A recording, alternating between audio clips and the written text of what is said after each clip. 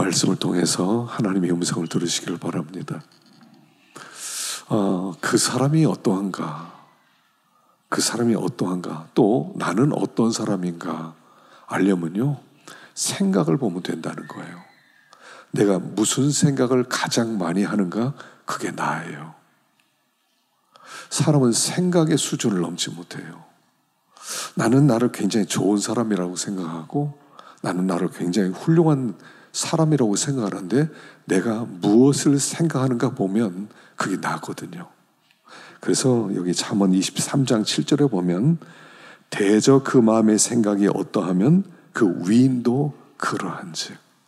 그 사람의 됨됨이는 어디 있냐면 생각이 있다는 거예요.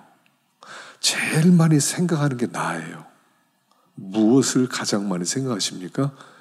이건 핑계를 댈 수 없어요. 그게 나예요. 제일 많이 생각하는 거.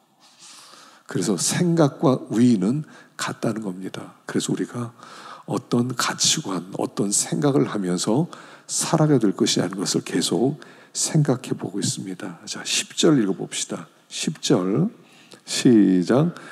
옛날이 오늘보다 나은 것이 어찌미냐 하지 말라. 이렇게 묻는 것은 지혜가 아니니라. 옛날이 오늘보다 낫다. 옛날이 좋았지. 나이 드신 분들은 때때로 옛날이 좋았지. 옛날에 참 비록 좀 어렵게 살았어도 옛날이 좋았지. 이렇게 생각합니다. 근데 그렇게 말하는 것이 지혜가 아니라는 거예요. 이스라엘 백성이 광야로 나와서 항상 했던 얘기가 그거예요. 애굽에 있을 때가 좋았지. 그래. 애굽에 있을 때가 좋았지. 지금은 이 광야에서 이게 무슨 꼴이냐. 여기서 먹는 것도 너무 박하고 그때처럼 편안하지도 않고 이게 뭐냐. 그들이 그렇게 생각했다는 거거든요. 항상 과거를 그리워해요. 항상 옛날로 돌아가고 싶어해요. 근데 그게 지혜가 아니라는 거예요. 지혜로운 성도는 오늘이 어제보다 좋다는 거예요. 오늘보다 내일이 더 좋을 거예요. 항상 그렇게 바라보는 사람이에요. 과거 생각하면서 옛날을 그리워하면서 추억 속에 있는 거, 그건 지혜자가 아니라는 겁니다. 만일 하나님이 없다면 과거가 좋았을 수 있어요. 그러니까 하나님을 믿고 하나님이 우리 앞길 인도한다면 미래가 더 좋아질 수밖에 없다는 거예요. 왜 오늘이 어제보다 좋고 내년이 올해보다 더 좋을 거냐? 하나님이 계시기 때문에 그래요. 하나님이 우리 앞길 인도하시기 때문에 과거보다 훨씬 더 우리는 더 좋은 오늘을 살아가는 거예요. 내일은 더 좋아질 거예요.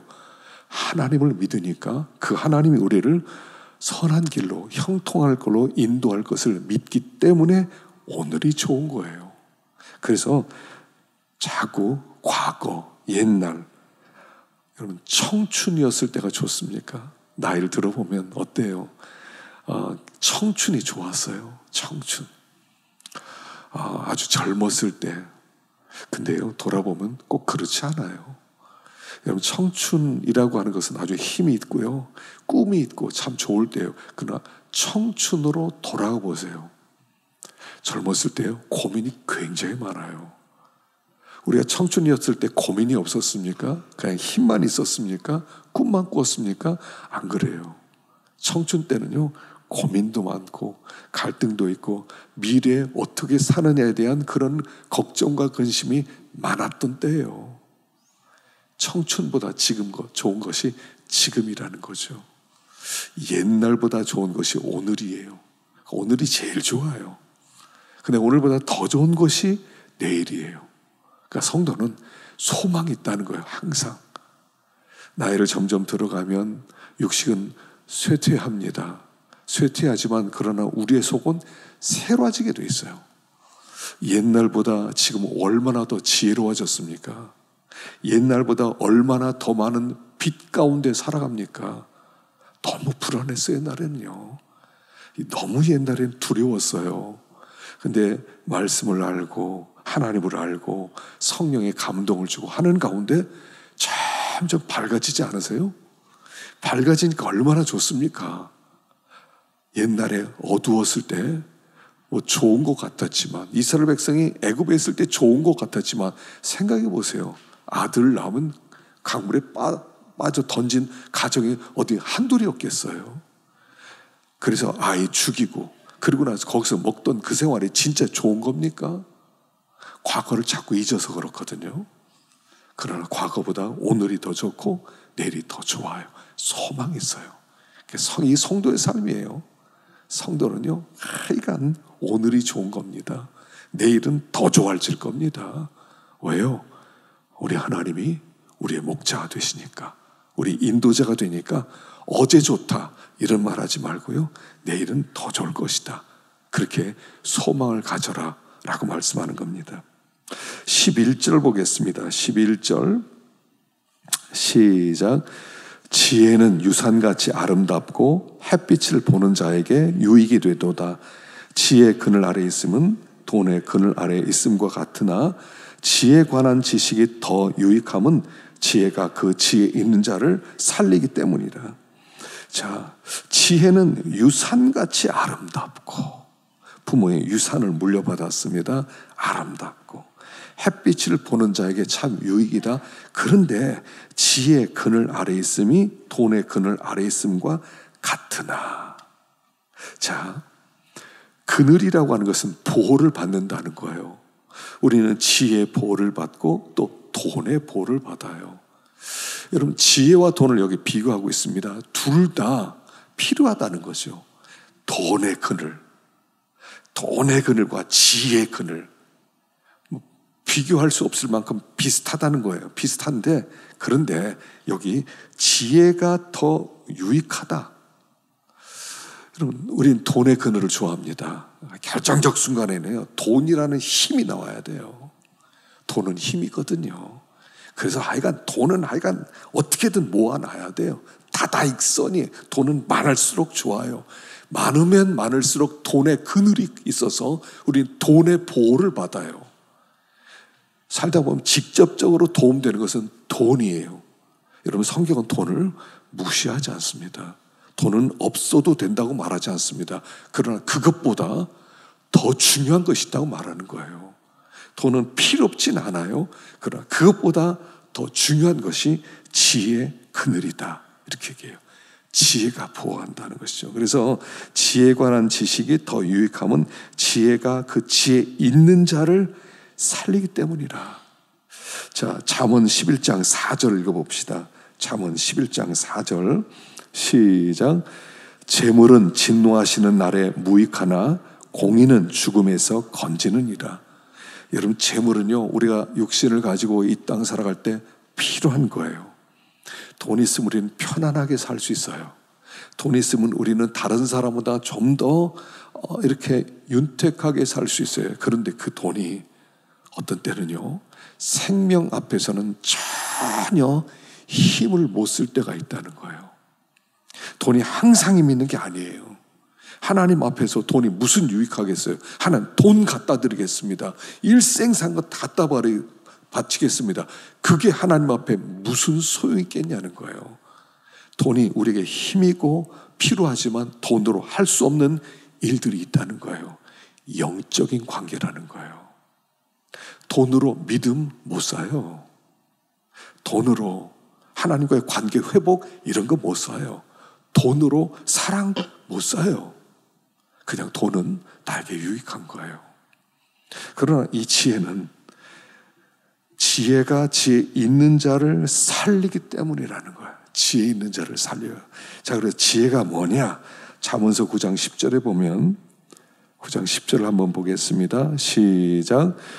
여호와를 경외하는 것이 지혜의 근본이요 거룩하신 자를 아는 것이 명천이니라. 그러면 돈보다 더 귀한 지혜란 뭐냐? 그것은 여호와를 경외하는 것이다 하는 거예요. 여러분, 지혜는요, 멀리 있는 게 아니에요. 지혜를 찾기 위해서 방황할 필요가 없어요. 여러분, 지혜를 찾기 위해서 방황해 보셨죠? 저도 하여간 청년 시절에 정말 지혜를 찾기 위해서 얼마나 방황을 했는지 몰라요. 성경을 읽어보니까 성경이 처음에 시시하고 너무 재미없고, 철학서적을 읽으면 철학서적이 훨씬 더 지혜로워 보이고, 노자의 장작, 이 도덕경 같은 게 훨씬 노장 사상이 훨씬 더 깊어 보이고, 불경을 읽으면 너무 자비롭고, 방황하다 결국 돌아와서 보니까 성경이 지혜고 하나님을 경외하는 것이 지혜도라는 거예요. 그러니까 모든 일을 할 때 항상 뭐가 있어야 되냐면 하나님을 경외함이 있어야 돼요. 그게 지혜예요.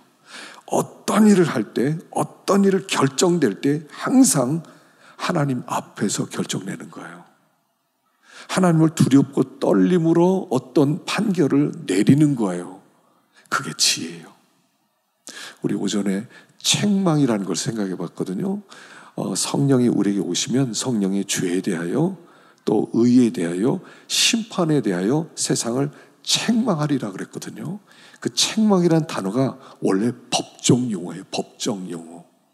판사가 어떤 판결을 내릴 때 의견을 다 듣고 정보를 수집할 수 있는 데까지 다 수집을 합니다.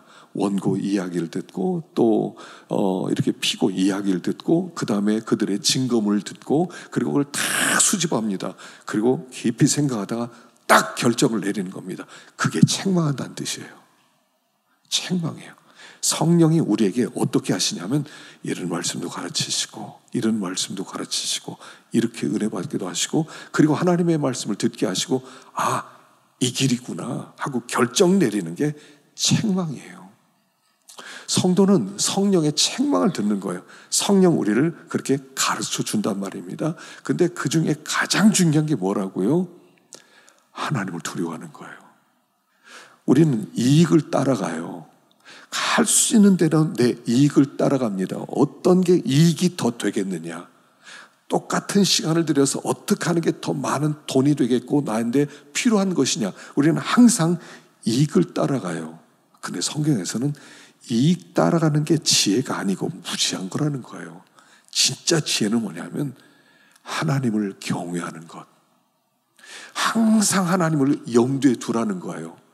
여호와 앞에서 하나님 앞에서 하나님이 결산 하나를 생각하고 그리고 결정 내리는 것, 그게 지혜라는 거예요. 하나님 없이는 지혜가 없다는 얘기예요. 하나님을 내 염두에 두지 않고 하나님 하지 않고 이익을 염두에 두고 내리는 그 지혜는, 그것은 진짜 지혜가 아니라는 거예요. 그건 손해라는 거예요. 손해예요, 손해. 하나님을 염두에 두지 않고 하는 모든 일들은 손해예요. 여러분, 당장 여러분 이거 아셔야 돼요. 신앙생활은요, 하나예요, 하나. 통이에요, 통. 시작부터 끝까지 통이에요. 우리가 1년 365일 이렇게 나눠져 있으니까 1년, 2년, 3년 나누지만 사실은 편리하도록 하기 위해서 남은 거지, 오늘은 어제와 전혀 다른 날이고 내일은 오늘과 전혀 다른 날이에요. 유사하게 보일 뿐이지만. 그래서 통으로 인생을 볼 때 하나님이 우리 인생을 이렇게 펼쳐놓는 거예요. 이익이 됐느냐 안 됐느냐 이게 중요한 게 아니에요. 10년을 가보셔야 돼요. 20년을 가보셔야 돼요. 30년을 가보셔야 돼요. 그리고 돌아보라는 거예요. 이익이 됐느냐는 거예요. 당장 내 손에 뭐가 있으니까 이익이라고 생각해요. 10년 가보세요. 그게 그대로 있는지. 20년 가보세요. 30년 가보세요. 가보고 나서 생각해 보라는 거예요. 하나님이 우리 인생을 펼쳐놓고 이끌어 가신다면, 그래서 그 하나님 앞에서 살아간다면 절대로 손해 이런 거 없어요. 막 손해보는 것 같아. 바보같이 사는 것 같아. 아, 저 사람 저렇게 해서 이익 보는데 나는 바보처럼 이게 뭐냐. 한번 가보세요, 진짜. 그 길 끝까지 가보세요. 끝까지 가보세요.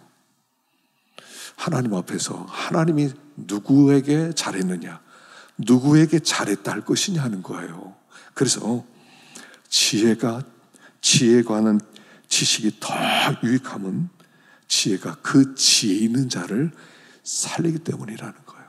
하나님 앞에서요. 하나님 앞에서.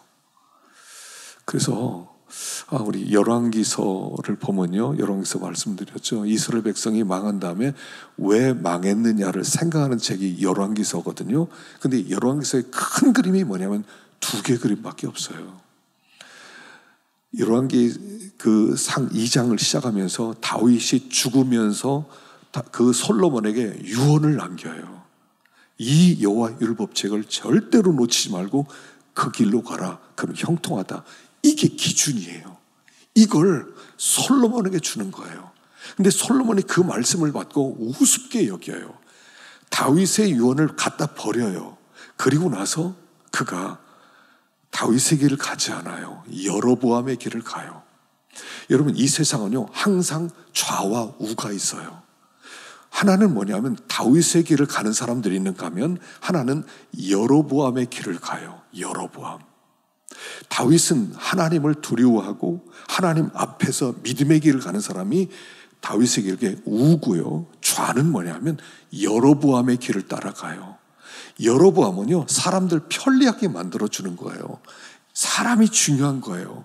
사람 편안하게 만들어준다. 그래서 1년에 3번씩 예루살렘에 가서 제사를 드려라, 절기 지켜라 그랬더니 야, 불편하게 예루살렘까지 가려고 그래. 그러지 말고 단과 베델, 너희들 집 근처에 제단 만들어 놓을 테니까 편리하게 거기 가서 제사 지내. 뭐 불편하게 그러지 마. 그리고 제사장 너희들 한번 하고 싶지 않아? 왜 꼭 레위 제사장만 되냐? 야, 누구든지 제사장 시켜줄게. 양 1마리 갖고 와. 뭐 소 1마리 갖고 와. 그럼 니네 다 제사장 시켜줄게. 편리하게 사람들이 원하는 대로. 그리고 번제를 지켰는데 7월 15일은 6월절이거든요. 6월절에 7월 15일 날 6월절. 야, 그때 얼마나 농번기 바쁠 때냐. 너희들 한 달쯤 미뤄줄게. 8월 15일 날 해. 괜찮아. 다 인간 중심으로 편하게. 그게 여로보암의 길이에요. 이 좌우예요. 하나는 다윗의 길, 하나는 여로보암의 길. 그런데 그들이 다 유다 사람이나 북이스라엘 사람이 다 여로보암의 길을 가더라. 그래서 망했다. 이런 얘기가 열왕기서 얘기예요. 그게 망한 이유예요. 편하게 하나님을 버리고 말씀에 다스림 받지 않고 말씀을 무시하고 편안하게 했더니 그 끝에 가서 싹 망하고 싹 빼앗겼다. 그 얘기가 열왕기서예요. 싹 뺏겼다. 편안하게 제사 지내고 편안하게 레위 집하고 편안하게 절기 바꾸고 편하게 인간 중심으로 편하게 했더니 그래서 얼마나 그들이 돈을 벌었겠어요. 많이 벌었겠어요. 근데 끝에 가서 싹 빼앗겼어요. 나라도 빼앗겼어요. 가족도 해체됐어요. 그게 열왕기서예요. 뭐가 지혜냐는 거예요. 돈의 그늘과 지혜의 그늘 중에 진짜 중요한 게 뭐냐 하는 얘기예요. 지혜의 그늘이 훨씬 더 유익하다는 거예요. 하나님의 말씀을 순종하고 따라갔더니 뭐 안 되는 것 같아요. 뭐 불편한 것 같아요. 근데 결론에 가서는 하나님이 딱 붙들어 주시더라는 거예요. 전쟁이 딱 일어났더니 덤비지 못하게 만들어 주더라는 거예요. 그러나 돈의 그늘 속에 들어가려고 했더니 다 결국 싹 빼앗겼다. 싹 빼앗기고 완전히 망했다. 이게 너희들의 실패 원인이다. 어디로 갈래? 다윗의 길 갈래? 여로보암의 길로 갈래? 돈의 그늘 길 아래로 갈래? 지혜의 그늘 아래로 갈래? 이걸 물어보는 게 열왕기서인 거예요. 사람들은 다 눈앞에 있는 걸 보고 따라가요. 눈앞에. 지금 눈앞에 이게 보여. 이대로 가면 돈 벌 수 있어. 이대로 가면 뭔가 얻어질 수 있어. 이대로 가면 권세도 없고 뭐가 될 것 같아. 가보세요. 끝에 뭐가 있냐는 거예요. 끝에 뭐가 있냐는 거예요. 중요한 건 그 끝에 뭐가 있냐가 중요한 거예요.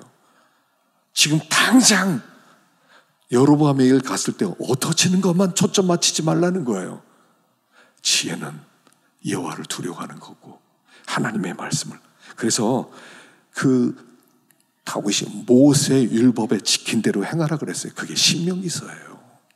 신명기서예요. 소선지서 17권 대선지 소선지도 들어가면요 다 신명기가 기준이에요. 하나님의 말씀. 하나님의 기준은 하나밖에 없어요. 말씀대로 살았느냐? 잘했어. 말씀대로 살지 않았냐? 너 못했어. 이거밖에 없어요. 그게 신명기서예요. 어떤 그늘의 도움을 받겠느냐, 어떤 그늘의 보호 아래 있겠느냐를 묻는 거예요. 그래서 돈이 굉장히 필요하고 중요하지만 지혜를 따라갈 수는 없다. 여호와를 경외하는 그 길이 가장 지혜로운 길이다 라고 가르치는 거예요. 자, 13절 보십시다. 13절 시작. 하나님께서 행하시는 일을 보라. 하나님께서 굳게 하신 것을 누가 능히 곧게 하겠느냐?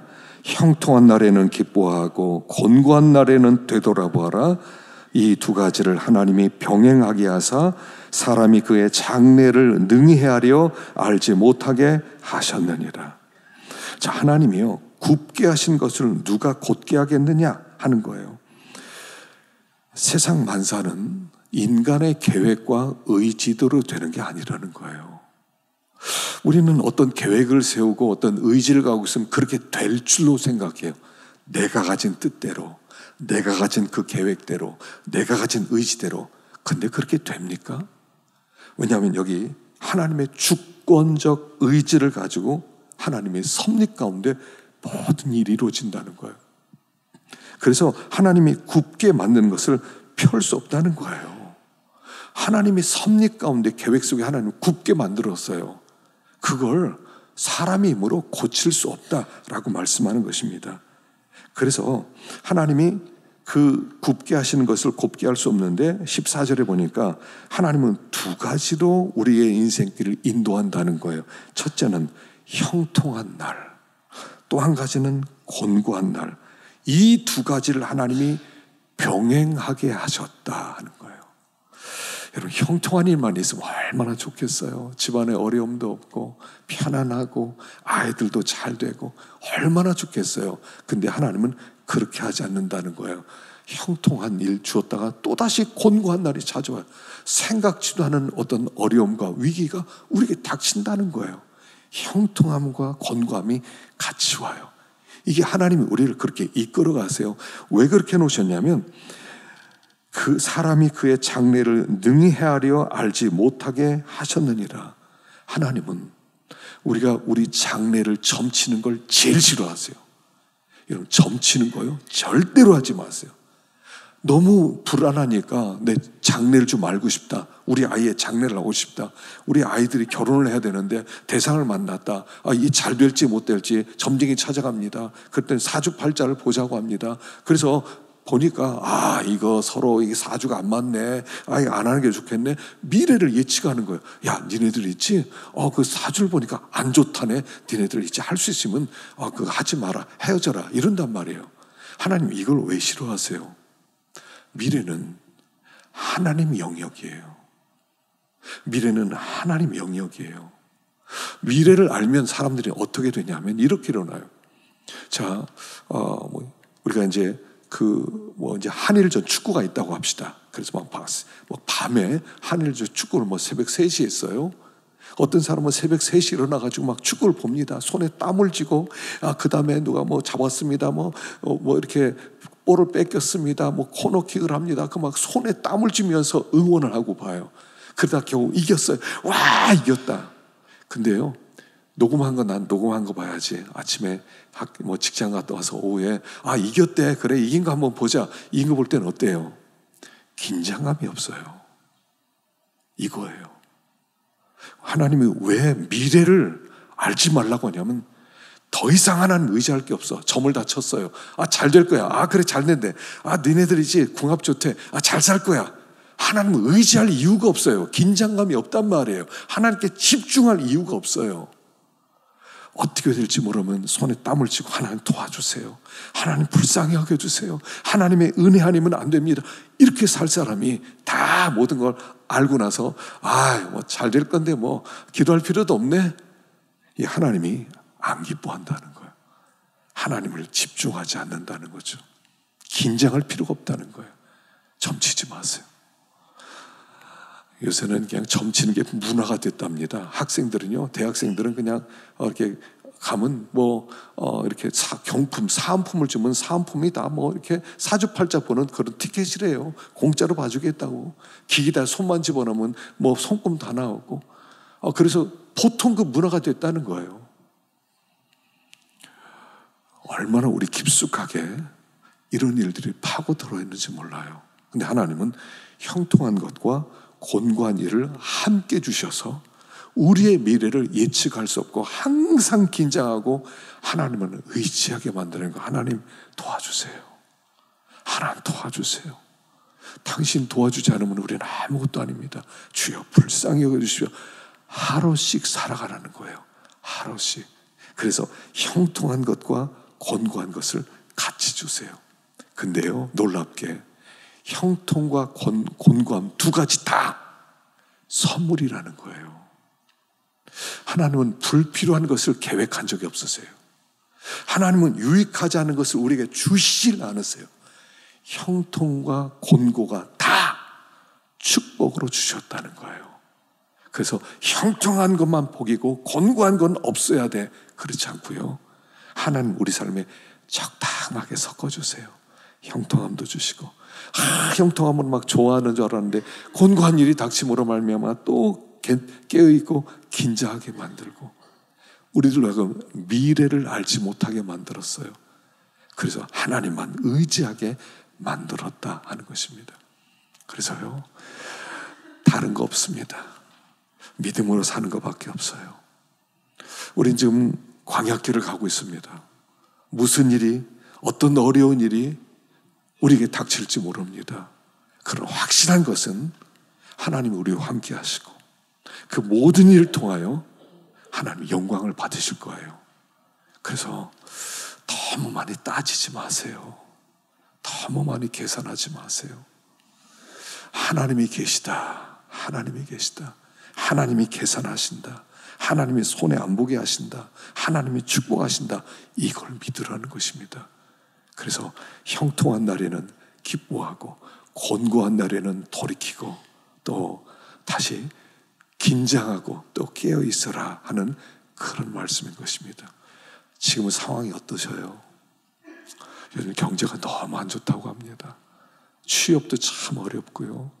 물건도 안 팔리고요. 참 여러 가지 어렵다고 합니다. 그런데 우리는 하나님이 계세요. 하나님이 계세요. 예수 믿는 축복이 뭡니까? 하나님이 우리 아버지 되신다는 거 아니에요? 하나님이 우리의 뒤가 되어주신다는 거 아니에요? 그렇기 때문에 두려워하지 마시고 염려하지 마시고 오직 하나님만 의지하는 복된 길을 걷기를 축원합니다.